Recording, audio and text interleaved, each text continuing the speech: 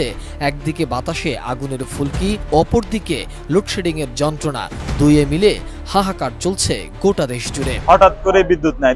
আসসালামু আলাইকুম, নতুন আরেকটি গুরুত্বপূর্ণ ভিডিও নিয়ে চলে আসলাম।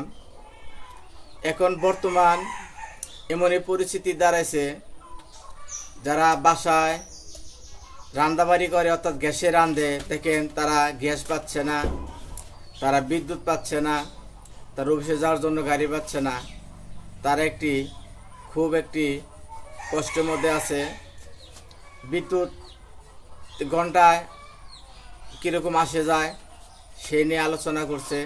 চলুন আমরা সেই ভিডিওতে চলে যাই, যে বিদ্যুৎ থাকে না, গ্যাস থাকে না, কোন কারণ, কী সমস্যা, সেটা আপনাদের জানানোর চেষ্টা করব। পুরো ভিডিওর মাঝে থাকুন। চলুন আমরা সেই গ্যাস বিদ্যুতের কাছে চলে যাই। গ্যাস নাই, পানি নাই, বিদ্যুৎ নাই, রাস্তায় গাড়ি নাই, সেই সাথে দ্রব্যমূল্যের আকাশ ছোঁয়া অবস্থায় বিপর্যস্ত মানুষ। যে সুখের আশায় গ্রাম ছেড়ে ঢাকায় আসছে মানুষ, সেই সুখ এখন মরীচিকায় ডুব। মোহাম্মদ সোহাগ বিশ্বাস। গরিব মানুষ, আমরা কিনে খেতে পারি পানি, মাসে আমাদের 600 টাকার পানি জায়গা। তখন হালকা পাতলা কিছু করি, একটা ডিম ভাজি ভাত খেয়ে নি। যতক্ষণে গ্যাসে দিয়ে রাখি মাছ কাঁচাই থাকে। গত রাতে একদম কোনো ঘুমাইতে পারি নাই, এক ফোঁটা ঘুমাইতে পারি নাই। যে আন্দোলনই হোক, কিন্তু সাধারণ মানুষের অসুবিধা করে তো আর আন্দোলন হয় না।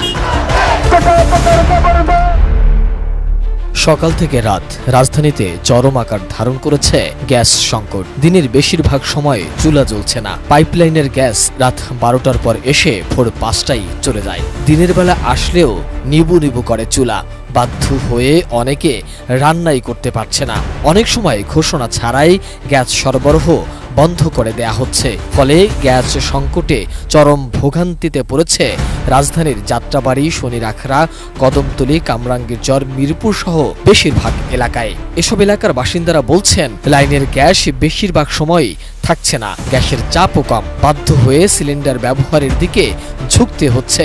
উপায়ন্ত না পেয়ে অনেক সময় হোটেল থেকে খাবার এনেও খেতে হচ্ছে তাদের। অথচ সারাদিন গ্যাস থাকুক আর না থাকুক, প্রতি মাসে গ্রাহকদের গুনতে হচ্ছে 1100 টাকা। আমার মাছ ভাজা হয় না, যতক্ষণে গ্যাসে দিয়ে রাখি মাছ কাঁচাই থাকে। রাত 12টা বাজে গ্যাস আসে, আবার রাত 4:30 বাজে চলে যায়। মানুষ তো মনে ঘুমাইতে পারতেছে না।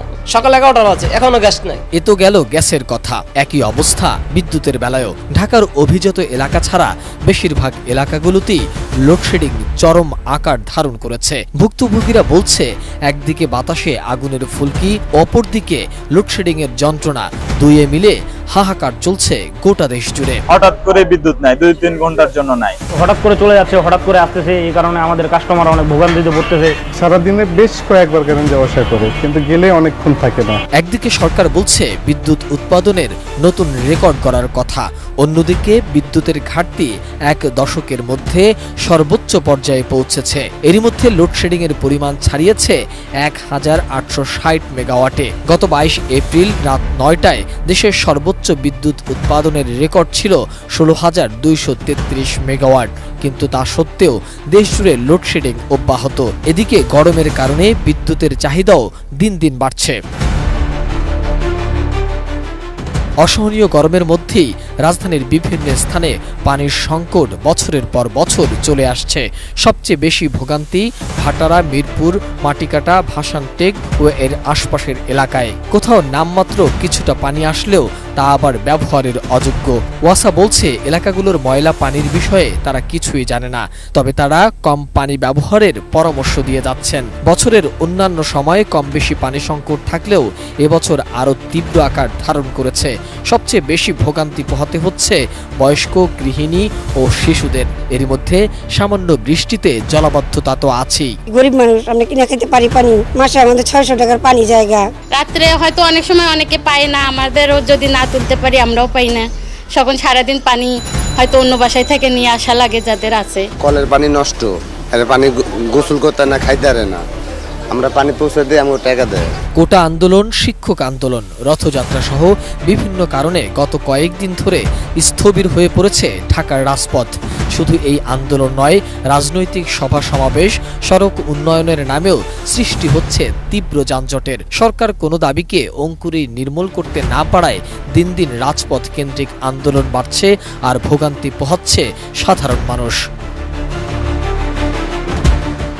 একদিকে গ্যাস নেই, বিদ্যুতে অন্ধকার নগর, গরমে হাঁসফাঁস হয়ে পানি পান করার অবস্থাও নেই, সেই সাথে রাজধানীর অসহনীয় যানজট আর দ্রব্যমূল্যের ঊর্ধ্বগতিতে অসহায় মানুষ।